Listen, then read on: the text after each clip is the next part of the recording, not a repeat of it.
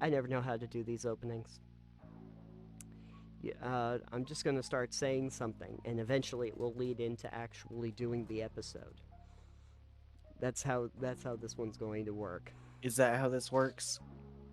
And you know what? The truth is, we were almost at 30 episodes, and I still don't really understand. Oh, actually, are we at 30 episodes? This might be episode 30. This is episode 30. Oh my god. Okay, we're at 30 episodes, and I still don't know how this works. But anyway, hey everybody, thank you for coming to Total Pebble Knockdown. My name is Nathan.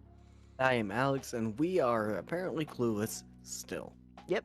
And the ironic thing is that actually with the old show, we're well over 300 and probably 50 total episodes that we've done, and still really have no clue how anything works.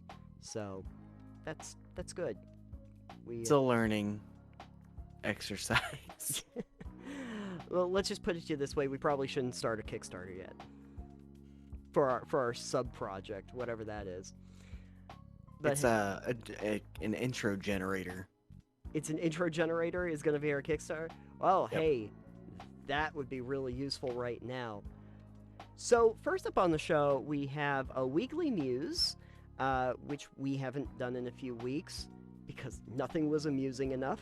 Apparently, Nothing was weekly enough. nothing was weekly enough for us. But Alex, you brought this to my attention. Sounds very You're welcome. interesting. Yes, thank you.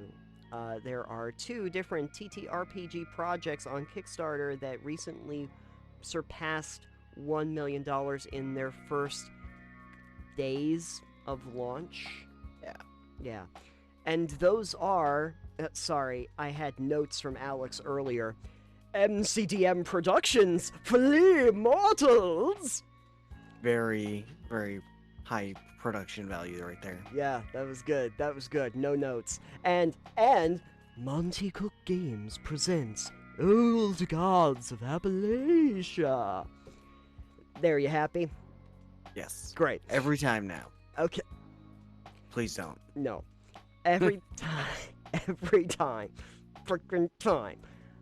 They both launched on April 12th. They both launched on the same day? They both launched on the same day, and there was still enough Okay. market share. So there you go. Apparently. At time of this article, which notably is is April 16th dated, Flea Mortals had raised $1.269 million. Old Gods of Appalachia, 1.076. But, hey, that's pretty impressive. I assume at the time this podcast is aired, those are probably still running campaigns with a lot more money than they currently have. I was looking, and it looks like Flea Mortals had like 15 days left to go, so I guess they weren't having a full month campaign. I don't think they need it. No, they shouldn't need it. Could have had a one-day campaign. You could have had a one-day campaign and you'd be just fine. Yeah, speaking of which, I should probably just give you a little bit of an idea. There's, at this point, it would be 20 days left to go on Old Gods of Appalachia, and there would be, was I right about that? 15 days to go on Flea Mortals. So, yeah, they've got time. They've got time. Plenty of it. Yeah, and we'll still be going on when this podcast launches. So, have a feeling I'll have to put up some updated numbers for everybody at that point. But those are really impressive. I had to then go and look at what those actually were. But when you said MCDM Productions, I was like, oh, I think I've heard of this one. So that's Matt Colville's company. What's the DM stand for?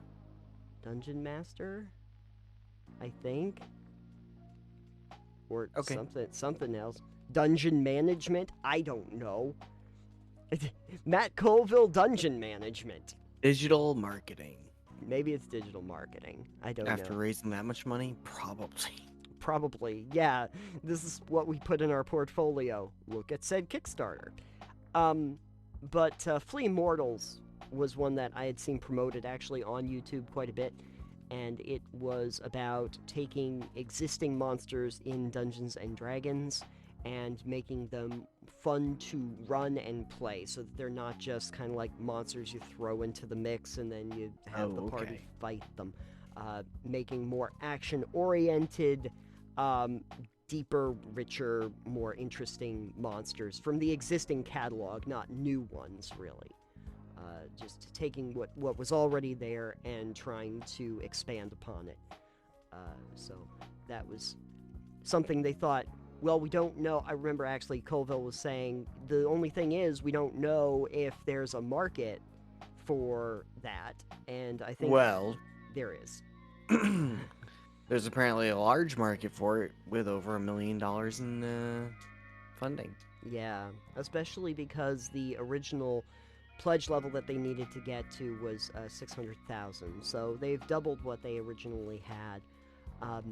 Now, Old Gods of Appalachia, the role-playing game, I was not very familiar with, but I was familiar with Monte Cook. They're mostly well-known, I think, for Numenera and the Cipher system. And they were looking for $50,000, and boy, they've passed that. Yeah, just a little bit. I didn't even know that Old Gods of Appalachia was like a podcast. Yeah, I didn't either until we looked through that article, and it was like, yeah, it's based on this podcast horror series. Yeah, so hey, at some point maybe I'll have to check that out, see if it's any good. Yeah, so that is actually going to be based on the Cipher system. I was looking down through it thinking, ooh, I wonder if it's going to be based off of it. And yeah, Old Gods of Appalachia is standalone tabletop RPG driven by Cipher, hefty core book, everything that you need to play for an alternate Appalachia in the 1920s.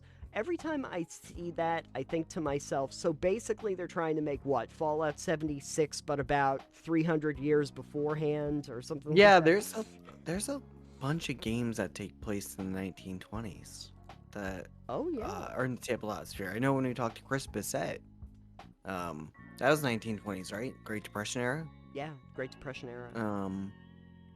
And we had someone else on the old show. I forget. Capers. Capers, thank you. That's what it was. That was, again, 1920s gangster era. Mm-hmm. Yep, it's a good time. And those were alternates. I mean, it was a bad time. It was a terrible time. Apparently, and there was some crazy stuff going on. Why don't we have like a 1970s, like disco neon lights, not cyberpunk RPGs? I don't know. I think they passed right over that for the 80s. Is there an 80s RPG? There's a lot of 80s stuff. Wow. There's a lot of 80s stuff. Well, why? When we were on the old show, we had God, now I'm not going to remember what it was. Lasers and Liches. We talked about Lasers and Liches, which is actually, I mean, true, it is D&D, but, you know, very, very 80s aesthetic inspired from the neon look of it. And then, of course, you have to remember that, like, Blood Dragon was, like, an 80s inspired thing. Stranger Things was 80s inspired. Like I want a 1990s, like, Scholastic Book Fair inspired RPG. You want like a Reading Rainbow as an RPG? No, you remember the book fairs? I know the book fairs. And you had those things. That type of, and the soft drinks from the movie theaters that came in those very, very stylish cups. You know what it's gonna end up being? It's just gonna be an RPG set in the mall. It's just going to be the mall RPG. You know, we talked about this before on the old show, I'm pretty sure, but yes, that needs to be a thing. Yep. It's no longer a dungeon crawl. It's a mall crawl. A mall crawl. I actually think I watched something about how to design dungeons that have like the loops and that you can almost think of it as a mall. Like that, yeah, instead of getting like out into the weeds and making it hard to figure out, like if you have levels that you can you just get stuck in a Macy's. You just get stuck in a Macy's. Or you could be the infinite IKEA. Yeah, you just do Mall of America basically, and it's just hey, you know what? Perfect place to have an RPG about zombies because that's where most zombie horror is. I mean, a little cliche, but you could do it. Yeah. If you wanted to do that, well. maybe the mall gets taken over by like monsters that want to run it as a mall, and you have to break their economic system in order to actually hurt them. You just gotta sell brains. Yeah, I'm thinking we're well past the zombies. We don't even do the zombies. No zombies required. You do like mind flayers. And great. The whole mall is just filled with mind flayers that have decided. Apparently, I'm back to Stranger Things, but the mall flayers. Okay, but you'd still need mall to stock flayers. the entire mall would still have brains. Okay, well they would still have brains, yeah, but for a different reason entirely. Yeah, I mean, sort of. Zombies and mind flayers. The only difference is terrifying levels of difference. Well, the zombies will eat the brains, and the mind flayers will want to sap all the energy from the brains, right? And eat them. Oh, they still just sure, eat them. Probably. Anyways, Old Gods of Appalachia, which does not have a mall in it, so sorry, but the Appalachia part of it too, that is done all over the place. Because hey, there's a lot of good mythology in Appalachia, so I've heard. I just like the idea of like if you set D&D in this world, you could have bards doing the dueling banjos.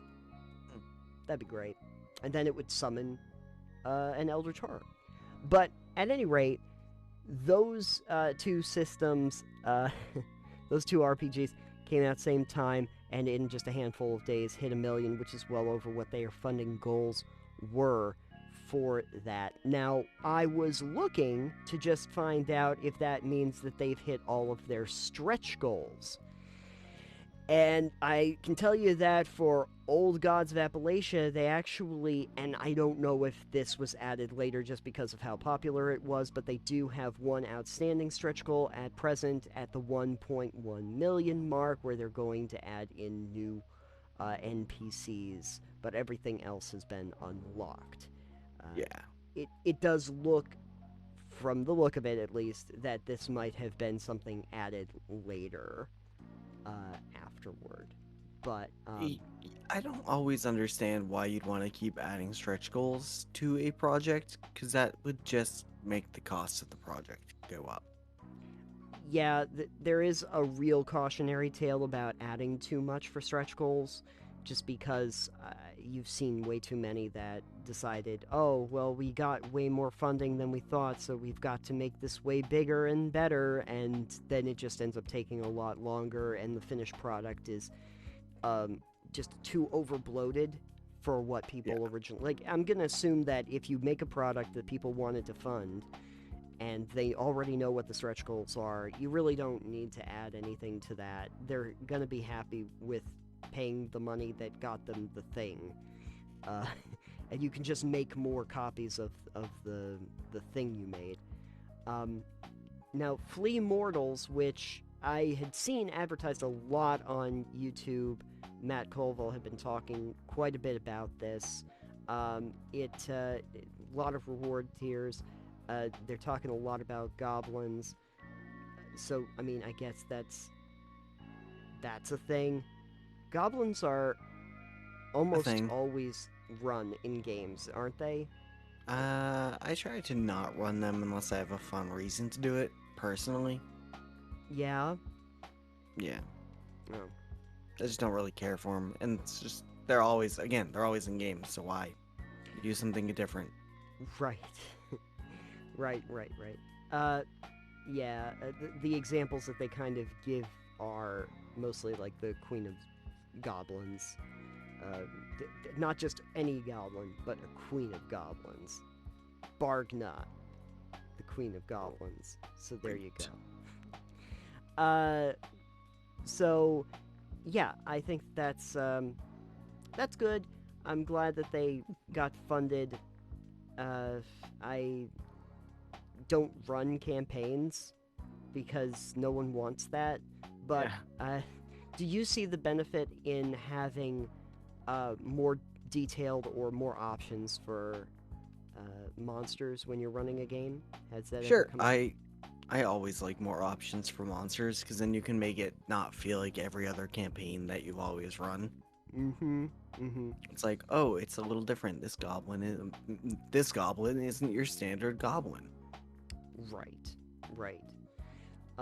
One of the things that they mentioned in Flee Immortals, I did a callback. There you go. There you go. If a monster is big enough and bad enough to challenge the entire party on its own, or if it just makes sense for the Queen of the Goblins to be better than a normal goblin boss, we make a named, unique, action-oriented version of that monster. This is something we originally developed in the Chain of Acheron. The Black Iron Pact was the first test for this design. So, yeah, basically a prototype or a template that you can use to make these more unique. I guess maybe you could think of it a little bit more like in Diablos. Remember, there would be like the unique monsters that you would come across, and they would have the named ones. Yeah, the specific ones. So a little bit like that, but options for D&D. So I think our takeaway, though, from this, just to kind of wrap this part of the conversation up for the next one, is that Kickstarter is still alive and well. And apparently tabletop is one of the biggest sectors on there currently, so along with video gaming, which also gets quite heavily funded. But we'll be interested to know... Star Citizen! One day Star Citizen will actually come out in its full version, which, who knows? You just need to spend another few $100 million. They'll get there. Anyway, fun times, everybody. But we will try to get an update together when the campaigns close to let people know where they land, just because I'd be interested to know how high up they go for, I guess I'll do it one more time, Flee Immortals and Old Gods of Appalachia. There. I hope you're happy, because I'm certainly not. All right. For the record, Star Citizen has raised over $400 million. And is still not out. As of November of last year. And still technically not. It's still a decade away from publishing. We think. At least. Yeah.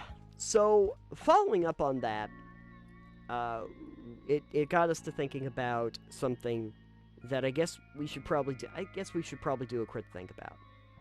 Sure. Let's say, why not? Let's say it's a crit think, which is how do smaller projects survive on the crowdfunding platforms?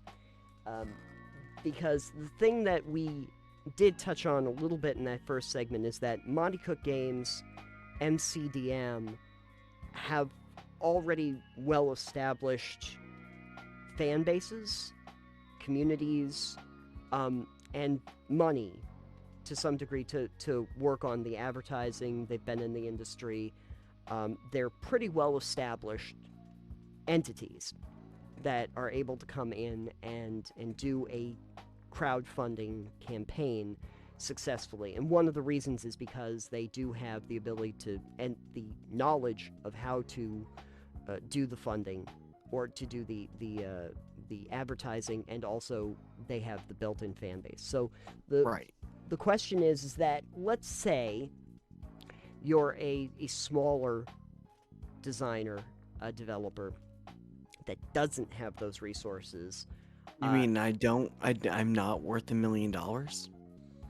Personally? If you were worth $1 million, Alex, would you just sing that Bare Naked Ladies song all over the place? No, I'd never sing it. You wouldn't just want to start singing if I had $1 million? No? Well, I would have $1 million. Oh, fair enough. You wouldn't have to... Yeah. Thanks for throwing off my train of thought. You're welcome. There. I appreciate it.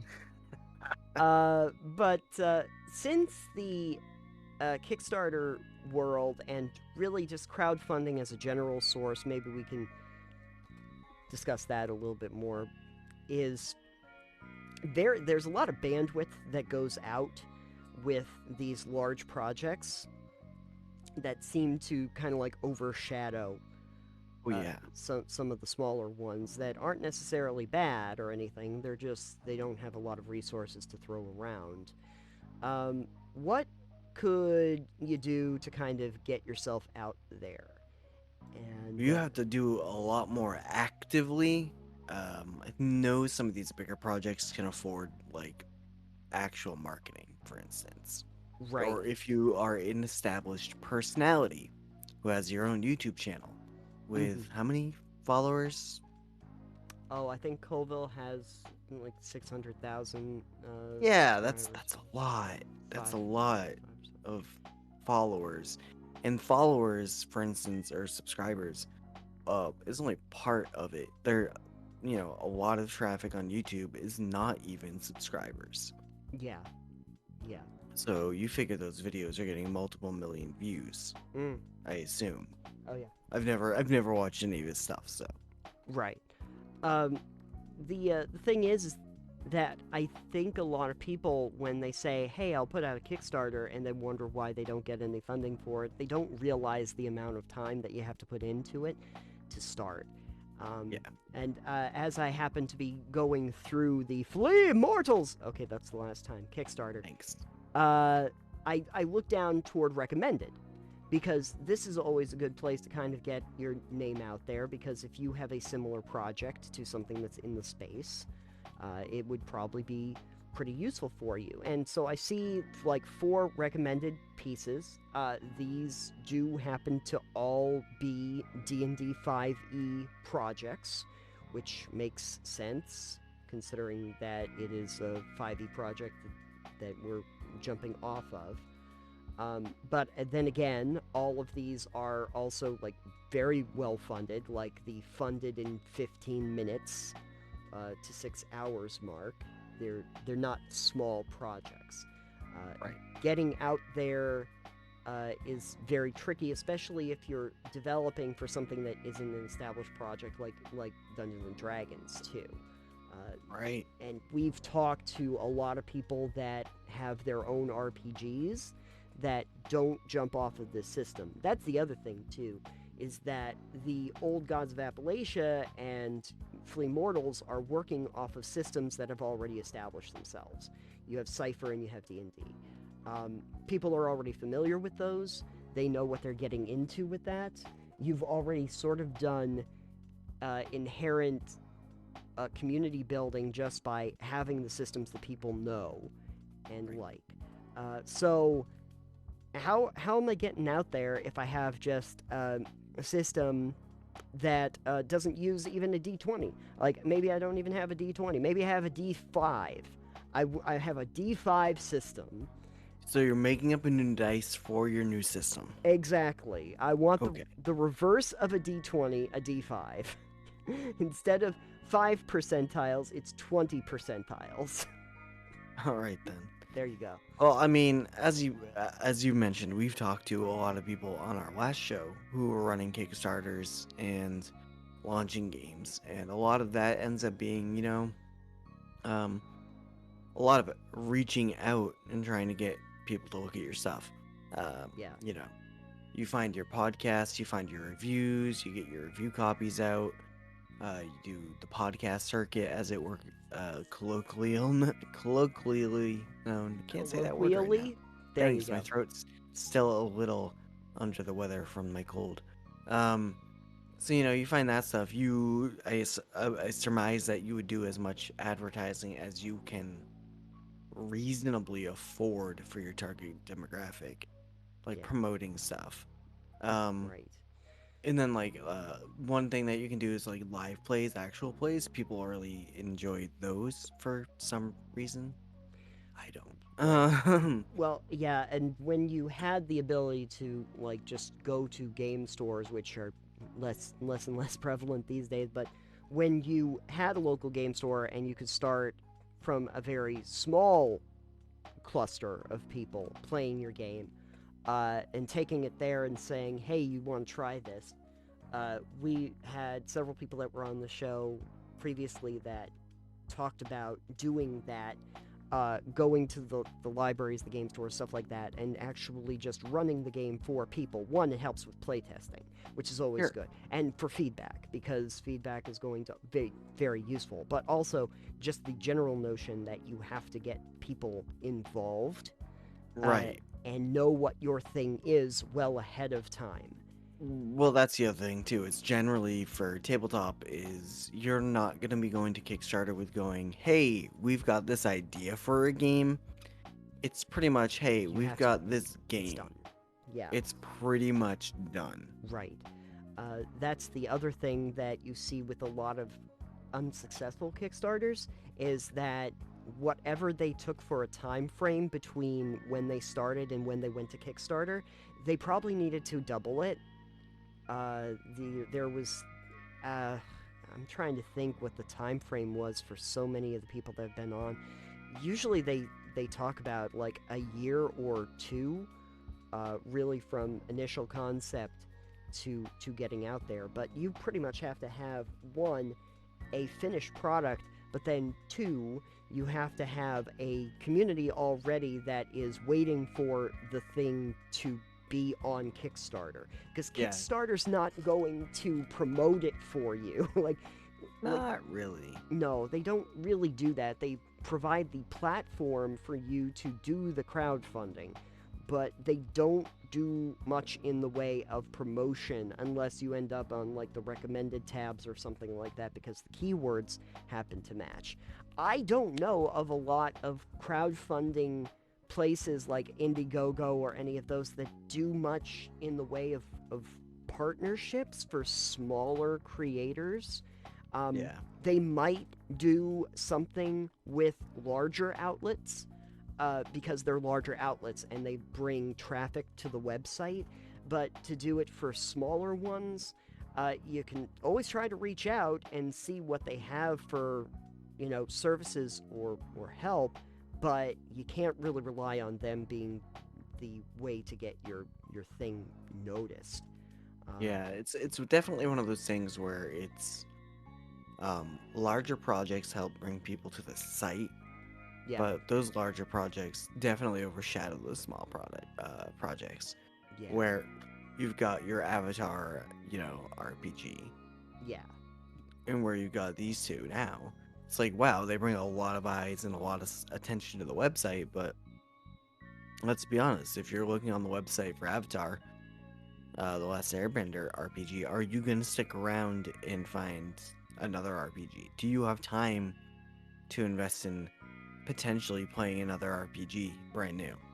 That's another important point to make there, is the general idea that when we talk about businesses, there's the idea that there are certain businesses that are sort of insulated, i.e. people go specifically to this place, they're not shopping around, and that's not even in a digital landscape. That happens in like brick and mortar stores as well. Sometimes there are ones that don't really interact with other places.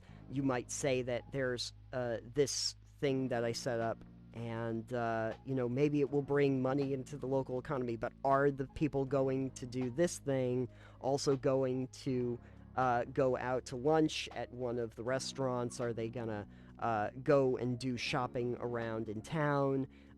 There are some places where that's just not going to happen. The one that was up this way that they were worried about was the racetrack, and there is going to be like there is a wilderness. There is like the Appalachian sort of mountain trail racetrack, and the concern was that you were going to just have people come up with like their cars, the big fancy cars, and want to just run around the racetrack and then go home. And there wasn't really going to be any synergy with any of the other things that were going on in town, any of the other restaurants or craft stores or anything like that, because it's not the same market. Right. And so when you get onto a Kickstarter, you have to ask yourself, like, where are they going for this? and how do I promote it? Like, what are your keywords, and what would, if people are going on there for one thing instead of another, like, what are they going on for? Yeah. As I was looking through the recommended tab for Old Gods of Appalachia, I noticed that more 5e stuff even comes up. Because 5e is the most popular, so imagine being a system that is not well connected to 5e. Your own brand new system and not a well-known name. Yeah, and the thing is, I saw one on here that... I saw a couple. But I saw one that I said, wait, I don't think that's D&D related, called Tokyo Otherscape, which is a mythic cyberpunk RPG. Great tag words there. Mythic, cyberpunk, people are going to be looking for that. Know how to market and to sell your game. That's something people are interested. And it funded in 38 minutes, so it did very well.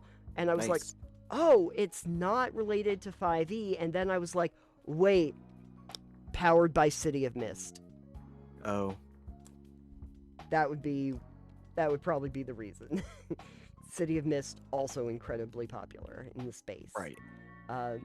Yeah, it's tough, because I think not only with the individual projects and large creators, but also the fact that the market share for RPGs as a general framework is very much striated to a handful of games that the majority of the population are just used to and play.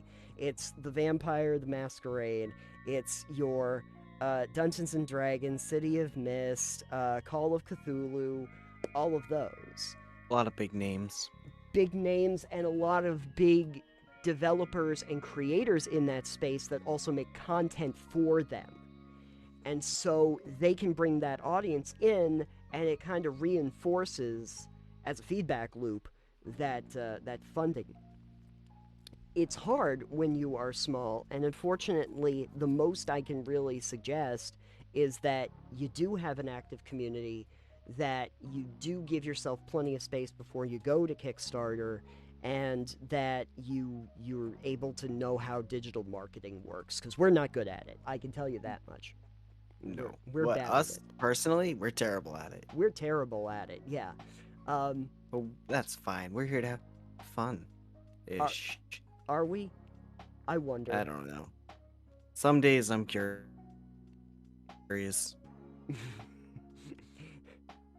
Are we doing this for fun? Meh, who knows anymore. The other one that I had pulled up, I'm just looking at this real quick because I'm just wondering if this is actually... oh, well, this might actually be based on a project, but there was another one called Soulburner RPG, which was a scorched post-death exploration. Standalone, all right, then. Standalone bridge between... But again, actually, there is apparently a property that this is based. It's a standalone bridge between Morkborg and Necronautilus TTRPGs. I've heard of Morkborg, I think. Yeah. Maybe it sounds familiar. Could just be an orc thing. Yeah. But granted, and I think this also gives us a good insight, is that their goal was very low. It was 2,500. Is what they needed to make. So they did fund in 4 hours, but and they're doing very well. They're at over 8,000, but they were able to make their goal very, very low in order to hit that. If they were trying to get the 600K, the 600K that they needed for Flea Mortals, this would not get funded. No, not even close. No, and I don't think anything they could have done would have changed that. Get Matt Colville to shill your game for you. That would be something. Yeah, get Matt Mercer to come in and say that hey, Vox Machina would have liked this. Hey, just gotta go in there and do the Burger King style guerrilla marketing. Yeah. So here's what we'll try, because this is a crit thing, so we've got to do a little bit of critical thinking involved in here. Oh boy. Oh no. So, okay, we've got our project. We're going to make a widget project, just a random one. It's gonna be called Pebblecore, the RPG. It's an RPG. Sounds like a music genre. It is. It is. It is a what is that? What is Pebblecore? It is literal rock music. It's literal rock music. Literal rock music, yeah. But it's an RPG about rock music, and you use pebbles in order to. They're like fashioned pebbles that you use. You throw out the pebbles, and it determines how good your song is, and that's how you create a literal rock opera. So great. So Green Day would be proud. Yes, exactly. Roll Pebble game, and so we get to do this wonderful rock opera with Pebblecore. So how are we getting it out there? How are we getting people involved in this? Do I have to just take like random pebbles and just put them places like it's an ARPG or yeah? No, we gotta throw rocks through people's windows with notes that you have the QR code on them. I think that's going to cost us more money than the. No, we just get some kids to do it. Just getting kids to have the liability of the Pebblecore. Yeah. It's like, listen, we got nothing to do with that. Sorry about your window. Yeah. Okay. We don't know what it is, but hey, while you're at it, thanks, little old lady. Here's a QR code. I know you know how to scan those. Let's just give them that to work with. Okay, that's a terrible idea. Let's not do that. I tried, man. I tried. We tried. It was the best thing. You'd hit the news cycle. They'd post your QR code in their articles. Oh yeah. And you'd get so many hits. You know, yeah, actually, that's not a bad idea because you could get viral marketing going if you could make something good enough to hit the news. You just have a pile. Ooh, you have a pile of your pebbles, your stone-washed pebbles, and you just put and you have symbols on them. Okay. Just a random, maybe it is the QR code, but you just stamp the QR code on a bunch of the pebbles, right? And you put them in the center of a town. You just like drop a bunch of them like in the center of like a roundabout in town. Just so what you're saying is we need to make a pebble monolith? We need to make a pebble monolith just out of the blue in some town, one of the big hubs. You put it there. And then everybody's going to be asking questions about, like, what is this? What is it? Where do I go? And we've got to do, like, all of the tricks from, like, the ARPGs. And we'll make it, like, a scavenger hunt. And they have to figure out what's going on. And it eventually leads to information about Pebblecore. And that will tell them that it's coming to Kickstarter in 2025. That's how we do it. Well, you know, we're talking about indie rock, but real. There's nothing more indie rock than Pebblecore. I gotta go. Anyway, this is a crit thing, so we're going to pass the question on to you. How would you do a viral marketing campaign for your indie RPG? Subliminal messages as people sleep.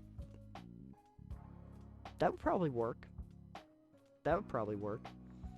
Or superliminal messages of, hey, fund the thing. Hidden audio. Yeah. You could do that too. Yeah, hidden audio. Yeah, let us know what you think. How would you promote something if you were doing that, maybe? Or what do you think about creators, big and small, sharing the same platform?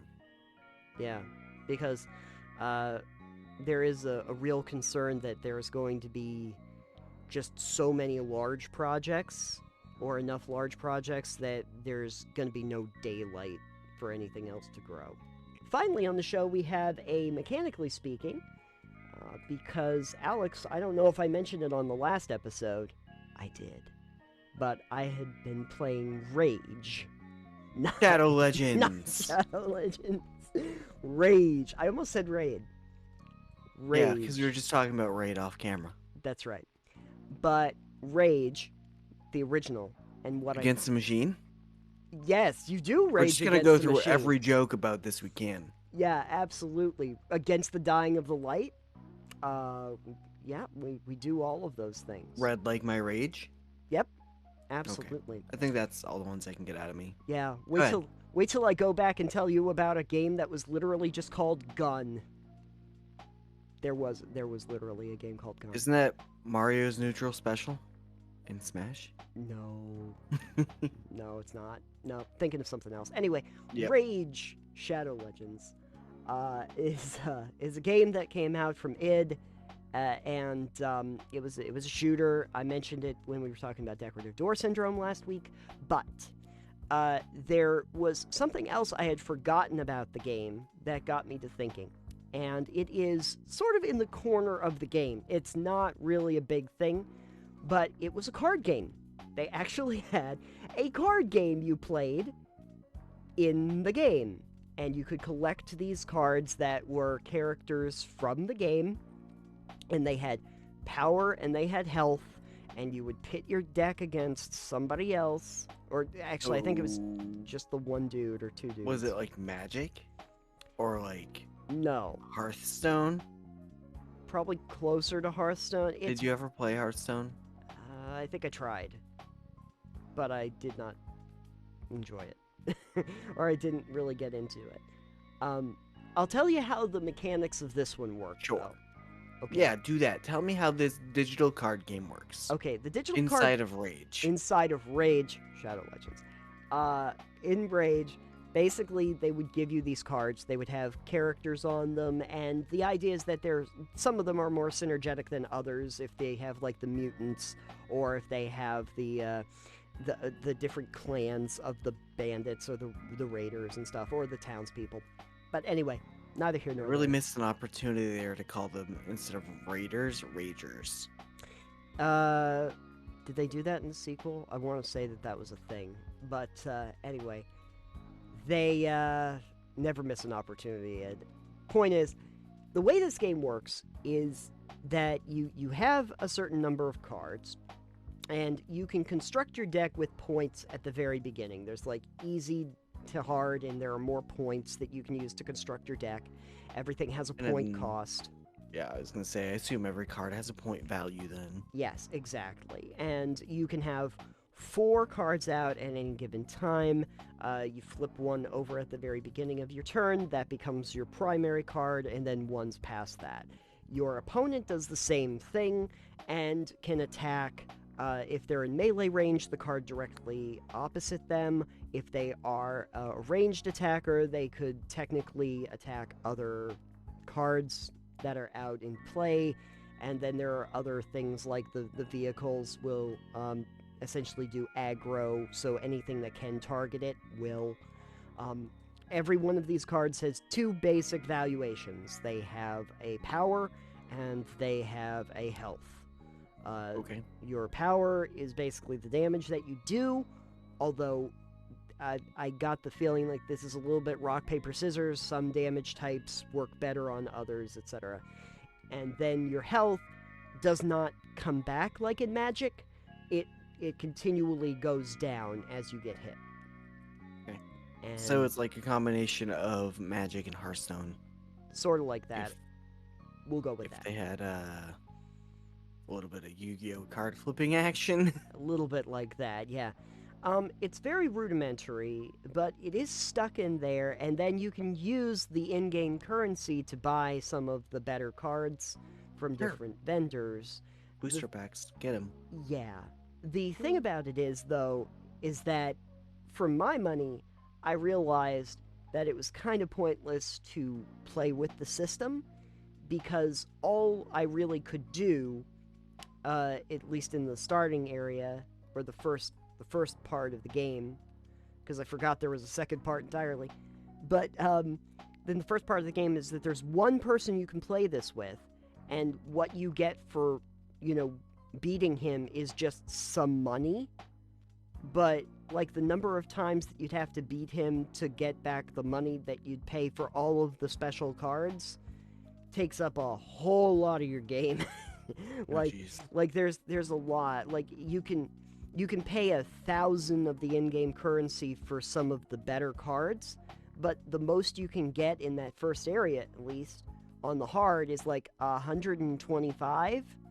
Oh, that, yeah. So the synergy here doesn't really work. Now, it's possible when you get to the second area, which I haven't bothered to do right now. Maybe there's another person who plays this game that has higher stakes or whatever and other cards. But at no point, and I don't remember this originally when I played this, did the card game really come into play with the main game. Right. So it's just kind of a side element. It's a side hustle thing that you can do. And there are a lot of different kinds of mini games in a lot of games that we could talk about, but I really wanted to touch on the card games because they really do have to put in a lot of time to figure out all of the cards and the mechanics of this. Like, card games are very mechanically heavy to implement into a game that traditionally doesn't have card elements in it at all. So I keep thinking to myself, you have to be able to implement it in a way that makes sense for the world itself. And so Rage didn't necessarily do that very well, but there are a couple other examples of big ones. Pazak from KOTOR, and of course Gwent from The Witcher, which became like whole things into and of themselves, but also had some mechanical component to the main game storyline and characters as it went through. Yeah, I know in the beginning of The Witcher, which I'd been playing recently, Gwent was like, yeah, I'm gonna talk to this guy and learn how to play Gwent. I was like, okay, I guess I can do that, I guess. Yeah.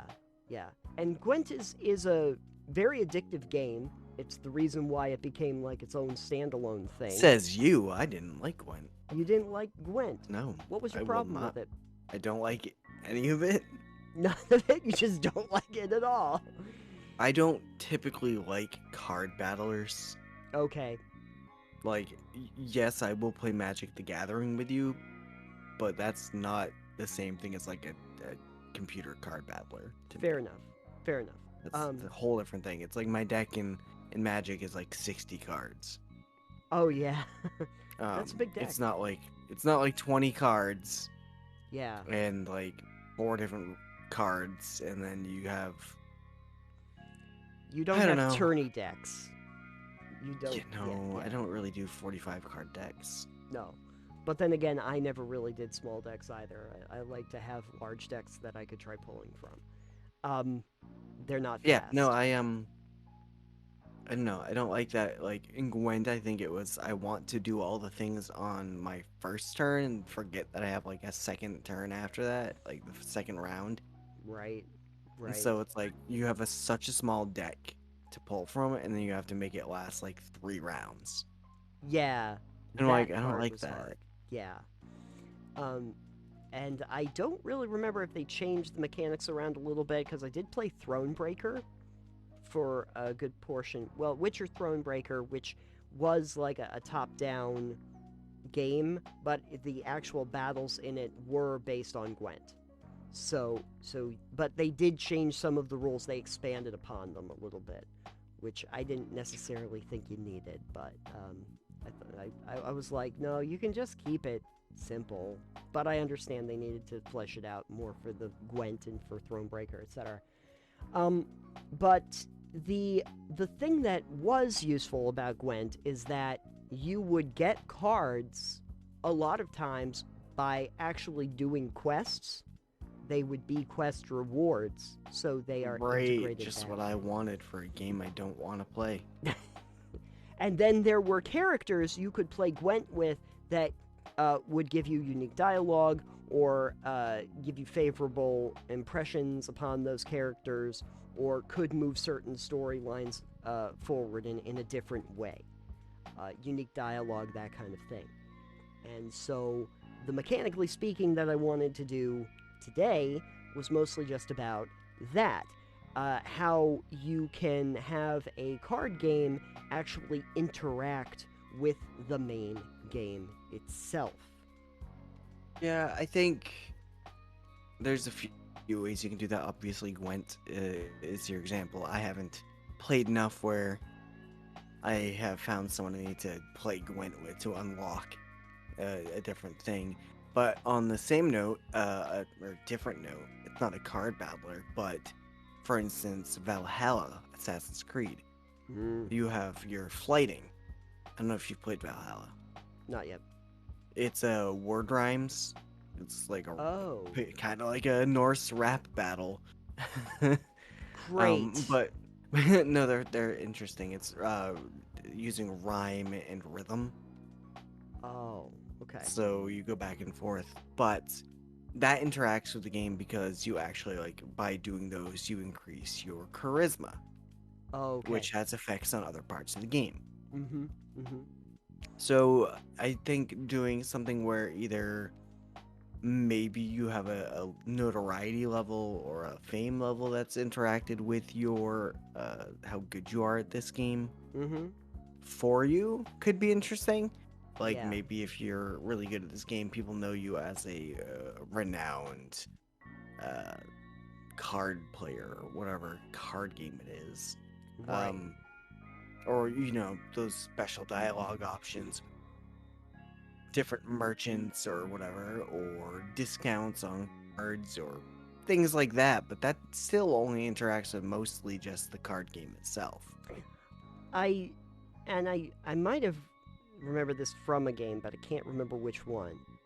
There was if you had a case where you can get an audience with somebody that's usually not able to be interacted with, but they'll only talk to the best card players or the ones that have won in a tournament, because there's usually some kind of a tournament in those. I think in KOTOR there was like a Pazak tournament that you could do, and you could beat some of the best, and then you would get to talk to like the best of the best, and the only way you really interact with them, several of the characters, the only way you interact with them is if you're able to play Pazak with them entirely. Gotcha. Which is fine. Pazak was easy enough to kind of like pick up because you're just trying to hit a number basically. Right. Yeah, but and you could play it and you could learn it on the ship and you could talk to your team members about it, and it was a social exercise for some of them, and I think you actually improved your relationship with, I want to say, Atten in the second one when he would teach you Pazak and you would deepen bonds with him. Sure. So there are some social elements to it that you can implement. It can feed back, but that also determines how much you want it to be part of your game entirely. Yeah. I feel like in Rage, that was an absolute afterthought. That, hey, we're coming into a landscape, because this came out in, like, I want to say it was 2013, 2012, or something like that. No idea. I don't remember. But I didn't play it. No.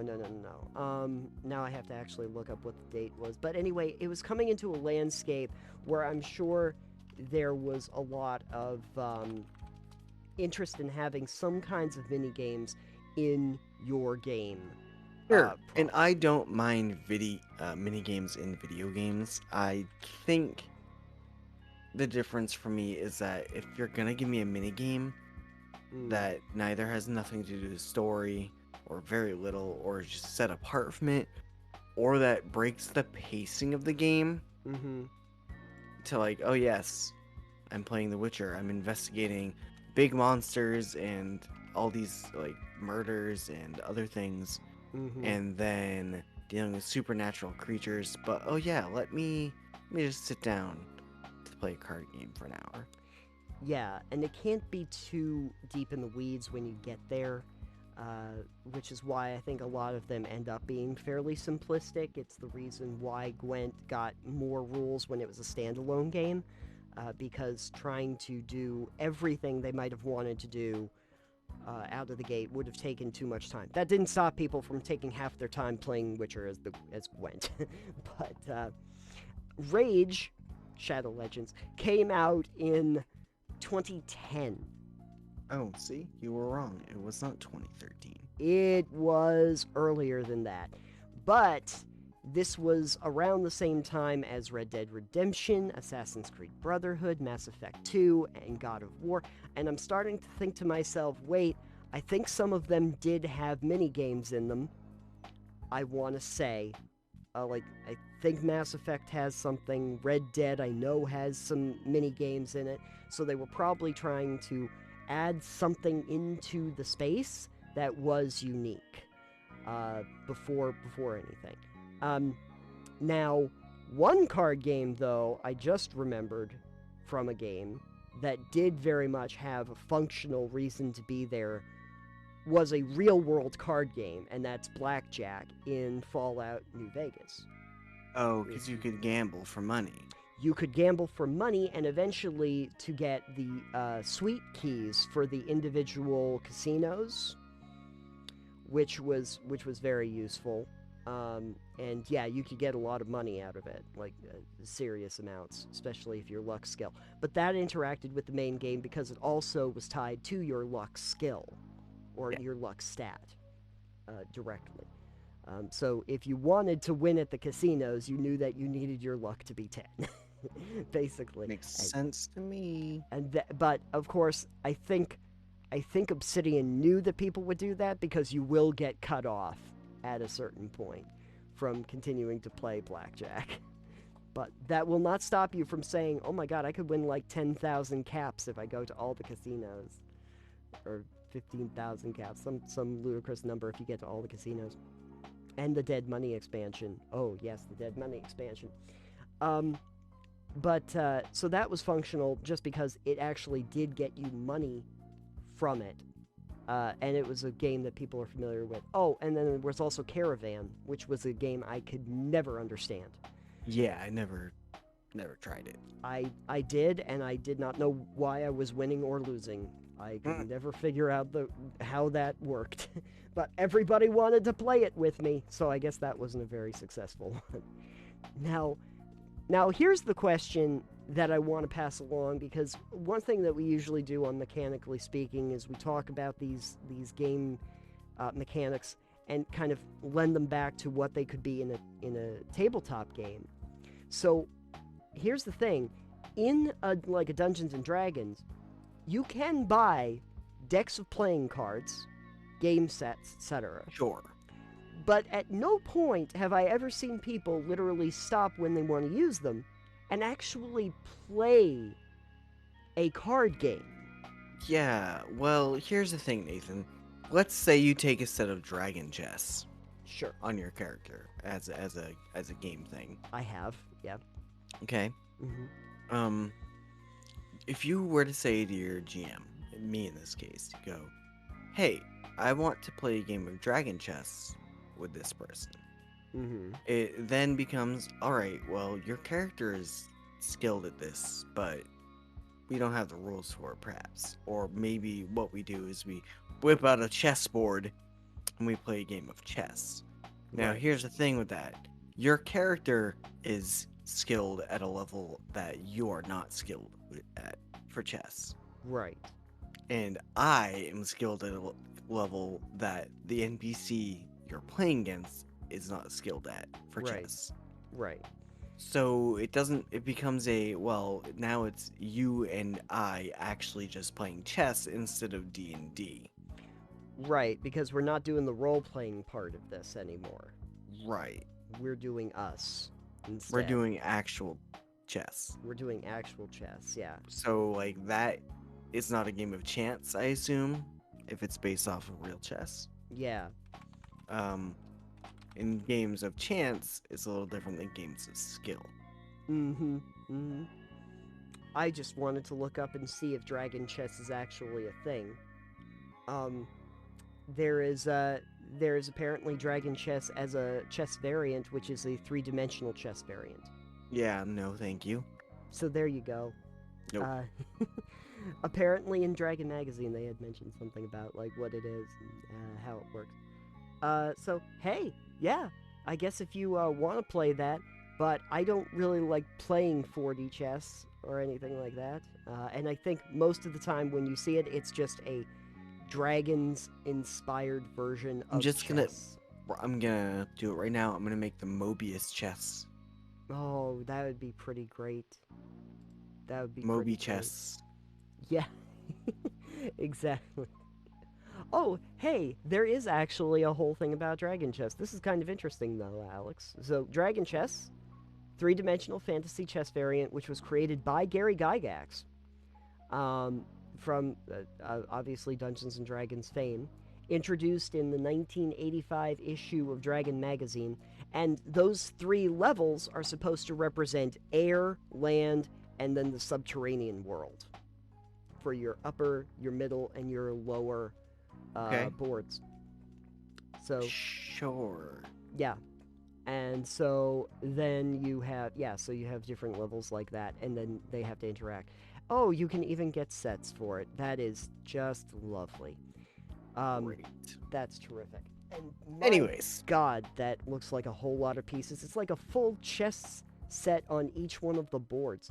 Yeah, probably. Yeah, that's a lot to look through. Anyway, so the other problem is from a time management standpoint, saying that we're gonna just spend the next hour playing the Dragon Chess.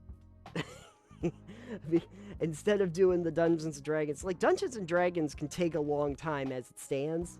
Yeah. We probably don't need to then get into the whole thing where we now have to also worry about, playing this other game in the middle of playing that game. Yeah, it would not be ideal. So what you need to do if you're going to put a card game or any kind of game really into a tabletop game as like the little mini games is that those mini games have to be fast and they have to be simple.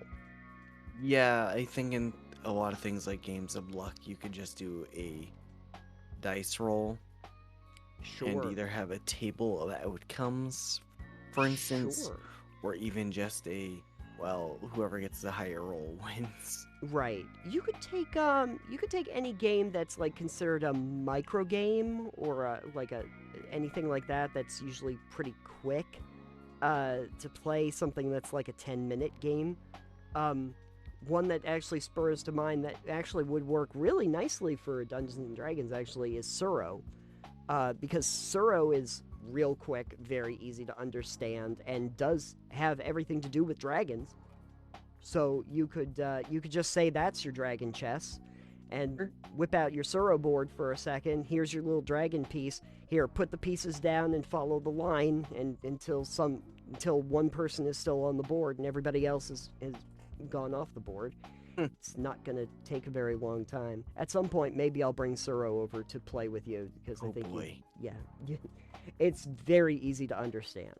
But good. It's basically, it's like a board where everybody gets a starting location with their little dragons, and then you put tiles on the open spaces of the board that have lines that go from one end to another, and the last person that is still on the board without getting pulled off the board is the winner, basically. The idea is to not have your flight path end up going off the board. Gotcha.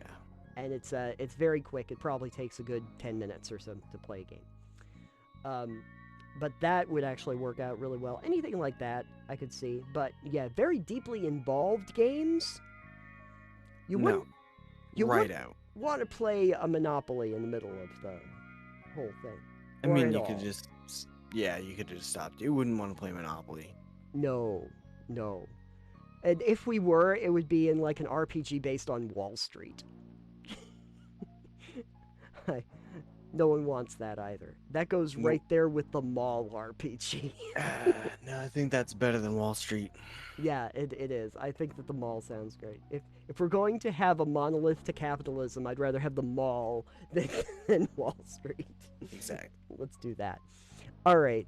Hey, folks out there, if you have an idea for a game that might lend itself well as a mini game in an RPG, let me know. I'm always on the lookout for quick, simple games that are easy to pick up and play that maybe you could implement into something larger or grander in scale.